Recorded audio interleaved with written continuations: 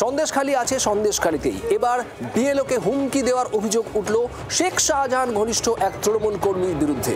তাকে গ্রেপ্তার করেছে পুলিশ। এদিন তাকে বসিরহাট মহকুমা আদালতে তোলা হয়।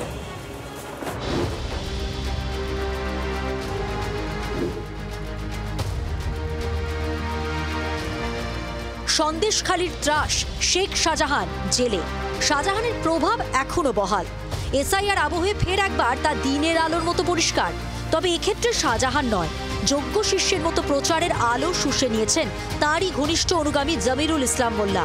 অভিযোগ, সন্দেশখালী এলাকার এক বিএলওকে খুনের হুমকি দিয়েছেন তিনি। সেই সঙ্গে বিএলওর বাড়িঘর ভেঙে মাঠ বানিয়ে দেওয়ার হুঁশিয়ারিও ছুড়েছেন শাহজাহানের সেঙ্গাত। আপনাকে হুমকি দিয়েছে কে? ফোনে পার্টির কোনো ইয়ে হবে, উনি আমাকে নাম জানেন? নামটা আমি ঠিক সঠিক জানি না। আচ্ছা, এই হিসাবে আমাকে খুব হুমকি দিয়েছে। সেটা আমি আমার বিডিও সাহেবদের সঙ্গে আমি এটা জানিয়েছি। আমি অনেকটাই আতঙ্কিত। সন্দেশখালীর 1 নম্বর ব্লকের বয়ারবাড়ি 1 নম্বর অঞ্চলের 3 নম্বর বুথে বিএলওর কাজ করছেন দীপক। স্থানীয় সূত্রে খবর, ওই অঞ্চলেই তৃণমূলের সাধারণ সম্পাদক জমিরুল সম্প্রতি দীপককে ধরে খুনের হুমকি দেন। দীপকের বাড়িঘর ভেঙে মাঠ বানিয়ে দেওয়া হবে বলেও শাসানি দেন। তারপরই দীপক বিষয়টি বিডিওকে জানান। নেজার থানায় অভিযোগ দায়ের হয়।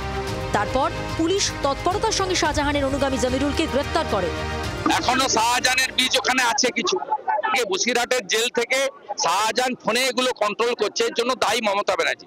মমতা ব্যানার্জিকে না সরালে এই রাজ্যে কখনো আইনের শাসন প্রতিষ্ঠিত হতে পারে না। বিজেপি তো বলছে যে বিএলওদেরকে অ্যারেস্ট করাবো, ফলে বিএলওদের মানসিক চাপ তৈরি করছে। এই চাপ করতে গিয়ে কোনো বিএলও যদি সেই চাপে পড়ে কোনো বিজেপির ঘেঁষা অনৈতিক কাজ করতে চান, তাহলে আবার সেখানকার যারা মানুষ তারা তো বলবেন যে না, আইন মাফিক করুন।